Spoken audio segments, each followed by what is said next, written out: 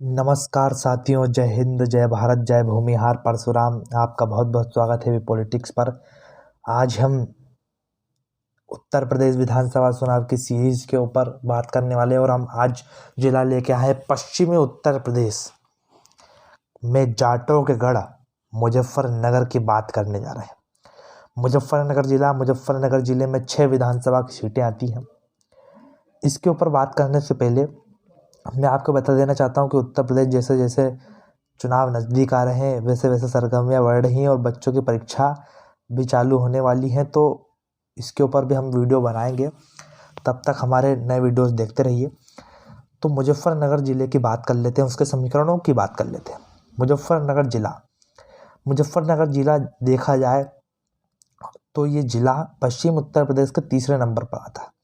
ये ज़िला पूरे भारत में फेमस है क्योंकि यहाँ सर काफ़ी गन्ना उगता है।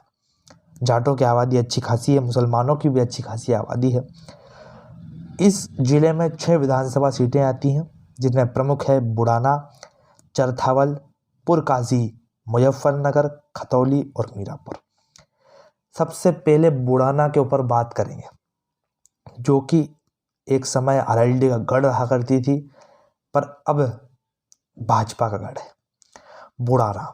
बुड़ाना से वर्तमान में उमेश मलिक, जो कि भारतीय जनता पार्टी के कैंडिडेट हैं, अभी कैंडिडेट की लिस्ट नहीं आई है तो ये तो पता नहीं कि उनका टिकट कटेगा या नहीं। अभी विधायक है वर्तमान। 2017 के विधानसभा चुनाव में उनको 97,781 वोट मिले और उन्होंने हराया सपा के प्रमोद त्यागी को करीबन 13,000 वोटों से। योगराज सिंह, जो कि आरएलडी से लड़े थे चुनाव, उनको 23,000 वोट मिले। बसपा को करीबन 30,000 वोट मिले। किंतु इस बार की बात करते हैं, इस बार क्या होगा साथियों। समाजवादी पार्टी और आरएलडी के गठबंधन से ये सीट लगता है कि समाजवादी पार्टी को ही जाएगी या फिर आरएलडी को भी जा सकती है, क्योंकि आरएलडी का गढ़ ये 2012 में था। 2017 में तो उसकी हालत खस्ता हो गई, क्योंकि 2012 में देखा जाए तो समाजवादी पार्टी को 68,000 मिले थे और आरएलडी को 57,000 वोट मिले थे। किंतु आरएलडी का वोट परसेंट एकदम से धड़ाम हो गया। इसकी वजह थी भाजपा के पाले में जाना जाट वोटों का। पर इस बार जाट बीजेपी से खफा है इस क्षेत्र में, क्योंकि हम देखें किसान आंदोलन के समय उमेश मलिक जब एक गांव में गए तो उन पे पत्थर बरसाए वहाँ की जनता ने, घुसने नहीं दिया उस गांव में। किंतु अब माहौल हल्का हल्का सा लग रहा है। क्यों हल्का हल्का सा लग रहा है? इसलिए हल्का हल्का सा लग रहा है क्योंकि तीनों कृषि कानून रद्द कर दिए गए नरेंद्र मोदी जी के द्वारा, और अभी उत्तर प्रदेश में वोटिंग को 3 महीने बाकी हैं। तो 3 महीने में समीकरण बिल्कुल उलट जाएंगे जो पहले थे। समाजवादी पार्टी का जो ये सीट है बुड़ाना की, वो उनके हाथ से चली भी जाए। क्यों? क्योंकि ऐसा लग रहा था पहले कि बुड़ाना की सीट समाजवादी पार्टी और आरएलडी गठबंधन जीतेगा। किंतु नरेंद्र मोदी ने जैसे ही 3 कृषि कानून रद्द किए और टाइम मिल गया किसानों को भूलने के लिए कृषि कानून को 3 महीने का, तो ऐसा लगता है कि इस बार बुड़ाना की सीट पर बड़ा उलटफेर होने वाला है। या तो इस सीट से समाजवादी पार्टी जीतेगी या भाजपा जीतेगी। बसपा का यहाँ पे ज़्यादा वर्चस्व नहीं है, क्योंकि इस सीट पर मुस्लिम मतदाता ज़्यादा है और जाट मतदाता ज़्यादा है। करीबन 30-35 हज़ार की तादाद में जाट हैं, तो वो बीएसपी के साथ जाएंगे, पर उनका बीएसपी से कुछ खास असर नहीं पड़ेगा। बीएसपी को अगर इस सीट पर जीतना है तो उसको मुस्लिम वोट इकट्ठे करने पड़ेंगे, तभी उसकी जीत इस सीट पर संभव है। अगली सीट की बात कर लेते हैं, चरथावा सीट बीजेपी के विजय कुमार कश्यप की सीट है। वो वर्तमान विधायक हैं। उन्होंने समाजवादी पार्टी के उम्मीदवार को हराया था करीबन 24,000 वोटों से। बसपा को 47,000 वोट मिले थे। इस सीट पर आरएलडी को मात्र 14,000 वोट मिले थे। तो ये सीट भी मेरे को ऐसा लगता है कि समाजवादी पार्टी के पास जा सकती है, और इस सीट पर इस बार ऐसा लग रहा है कि समाजवादी पार्टी मजबूत है। क्यों मजबूत है? क्योंकि मुस्लिम वोटों का एक तरफा झुकाव होगा समाजवादी पार्टी की तरफ, क्योंकि पिछली बार मुस्लिम वोट सपा बसपा में बट गया था, जिससे कि भाजपा जीत गई थी, और पिछली बार आरएलडी को भी वोट मिल गया था जाटों का।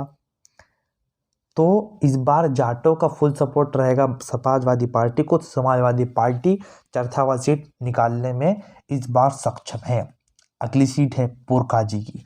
पुरकाजी पर प्रमोद उटवाल जो कि भारतीय जनता पार्टी के विधायक हैं, उन्होंने पिछली बार कांग्रेस के विधायक दीपक कुमार को हराया था।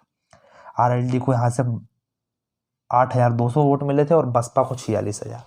समाजवादी पार्टी और कांग्रेस के गठबंधन के चलते इस सीट पर कांग्रेस को टिकट मिला था। इस सीट पर दोस्तों कांग्रेस मजबूत है। क्यों मजबूत है? कांग्रेस चुनाव तो नहीं जीत सकती इस सीट पर, किंतु वोट कटौवे का काम करेगी, क्योंकि दीपक कुमार जो कि कांग्रेस के उम्मीदवार थे पिछली बार भी और इस बार भी हैं, वो एक मजबूत कैंडिडेट है। वो 2012 में भी चुनाव लड़े थे इस सीट पर, तो उनको 44,000 वोट मिले थे और 2017 में लड़े तो 66,000 वोट।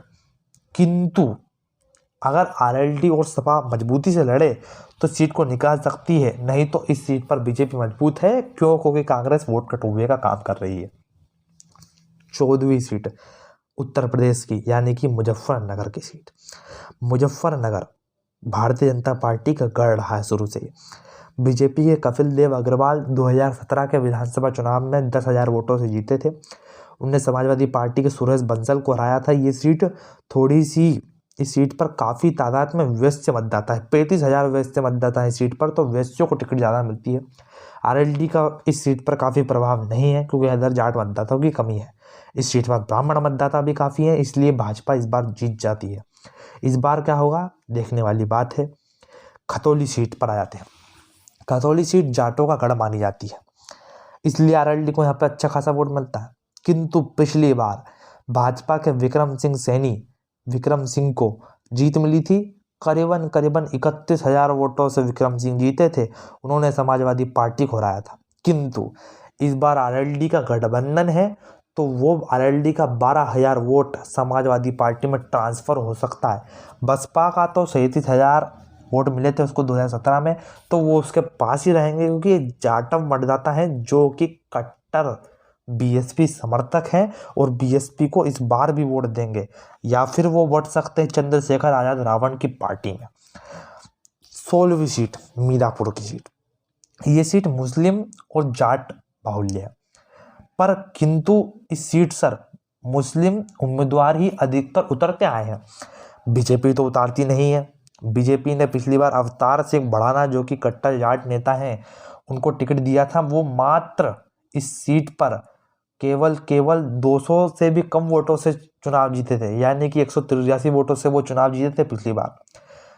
पर किंतु इस बार इस सीट पर समाजवादी पार्टी मजबूत है। क्यों? क्योंकि समाजवादी पार्टी को मिले थे पिछली बार 68,842 वोट और आरएलडी को 22,751 वोट मिले थे। तो आरएलडी का वोट बैंक ट्रांसफर हो सकता है समाजवादी पार्टी में। देखने वाली बात है कि इस सीट पर समाजवादी पार्टी जीतती है ना जीतती है, किंतु इस सीट पर बसपा को जरूर थोड़े बहुत मिल जाएंगे वोट, क्योंकि जाटव मतदाता भी अच्छी खासी तादाद में।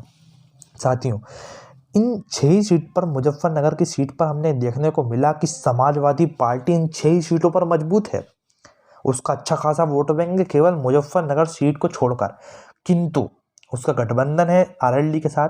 आरएलडी कितना सहयोग कर पाती समाजवादी पार्टी को अपना वोट बैंक ट्रांसफर कराने में, ये बात अहम रहेगी इस बार के चुनावी मुद्दे में। इसी के साथ मैं आदित्य वाजपेयी आपसे आज्ञा लेता हूँ। जय हिंद, जय भारत।